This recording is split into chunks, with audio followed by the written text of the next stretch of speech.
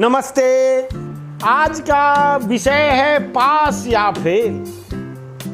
साथियों, कोई पहली दफा ही फेल हो जाता है और निराशा से भर जाता है। नकारात्मक विचारें उसके अंदर चलने लगती हैं। वो मायूस हो जाता है, बिल्कुल उदास हो जाता है।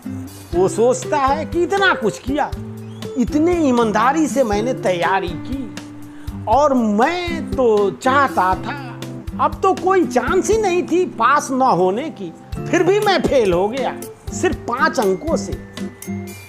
बेकार है, मेरे भाग्य में ही नहीं है। अपने भाग्य को कोसने लगता है। ऐसे एक फल बेचने वाले व्यापारी ने कल मुझसे प्रश्न किया।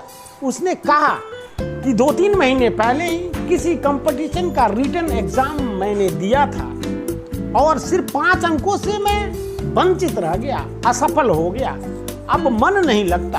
बहुत दुख हुआ जब मैं फेल हुआ तो, और मोबाइल पर अपने रिजल्ट को मुझे दिखाने लगा। मैंने कहा उसे कि अभी तो तुम फल बेचते हो, फल के व्यापारी हो। अगर तुम वो एग्ज़ाम पास कर जाते, जिस पद के लिए तुमने परीक्षा दी थी, अगर वो पास कर जाते तो तुम्हें कौन सी असरफी मिल जाती, क्या हो जाता। तुम्हारे पहले भी उस एग्ज़ाम को बहुत तुम्हारे सीनियर लोगों ने अच्छे अंकों के साथ पास किया है। आज वो क्या कर रहे हैं। तो अगर आप पास नहीं हुए तो इतना निराश क्यों होते हैं। आपका जीवन सिर्फ इतना भर नहीं है कि किसी एक प्रतियोगिता में आप असफल हो जाते हैं तो फिर दूसरी प्रतियोगिता में आप पास न हो। ये आपका साहस, ये आपका हौसला आपको अच्छा रिजल्ट दिलाता है। बार बार प्रयास करने से कहीं ना कहीं आपके काबिलियत में कमी रह गई, जिसे आप कहते हैं कि आप ईमानदारी से आपने तैयारी की, फिर भी आप असफल रहे। मैं तो समझता हूँ कि आपके तैयारी में ही कुछ गड़बड़ है, नहीं तो असफलता की तो कहीं कोई दरकार ही नहीं है। जो आपके सिलेबस में है, जो चीज़ें आपको पढ़नी है, आपने ढंग से अगर पढ़ाई की होती, फिजिकली आप ढंग के फिट होते, तो फिर प्रश्न कहाँ से कोई पूछेगा। उस किताब के अंदर से, उस सिलेबस के अंदर से। तो आपकी तैयारी ढंग की नहीं थी, आप बिना जानकारी के ही मैदान में उतर गए और दुर्घटना तो होना तय है। क्योंकि जानकारी अगर आपको हो तो फिर कोई भी एग्जाम आपके समक्ष आ जाए, आप हंसते खेलते।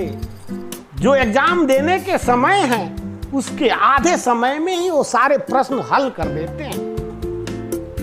कई बार तो ऐसा होता है, कोई पहली बार में फेल हो गया, दूसरी बार में भी फेल हो गया, तीसरी बार में भी फेल हो गया और चौथी बार में टॉपर हो जाता है। तनिक उससे आप उदाहरण लीजिए और यूं ही आप ये सोचिए कि क्या हुआ, पहली बार में फेल हो गया तो इससे बढ़िया दूसरी बार वाला जीतूंगा।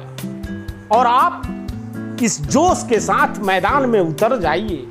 अपने काबिलियत पर ध्यान दीजिए, अपना खुद का ग्रोथ करते रहिए। आप निश्चित रूप से 100% पास ही होंगे। इस पर आपको विश्वास होना चाहिए और वो आत्मविश्वास आपकी कड़ी मेहनत ही दिला सकती है। कहीं ना कहीं आपके मेहनत में कमी रह गई, जिसके कारण आप असफल हो गए। जीवन उतना से भर का ही नहीं है, उसके बाद भी तो आपको जीवन जीना होता है। फिर आप क्या करेंगे। इन छोटे छोटे किसी चीज़ों पर गंभीर नहीं हुआ जा सकता। कृपया आप अपने विचारों पर ध्यान दें। आपकी काबिलियत में कहीं ना कहीं कमी रह गई थी, आपकी तैयारी में कहीं ना कहीं कोई खोट थी, जिसके वजह से आप असफल हो गए। हार की समीक्षा होनी चाहिए। आप क्यों पराजित हुए, इसकी समीक्षा होनी चाहिए और आप समीक्षा कीजिए कि चूक कहाँ से हुई। नहीं तो आप सोचते हैं कि मुझे इससे चूक ही नहीं, तो बताइए इस जगत में कौन सा ऐसा व्यक्ति है जो दूध का धोया हुआ है, जिससे चूक ही ना हो। जाने अनजाने में चूक तो सबसे होती है, ये तो इंसान का फितरत है। सवाल है कि आप अपने रिजल्ट से हताश हो जाते हैं, वो आपकी डिमेरिट है।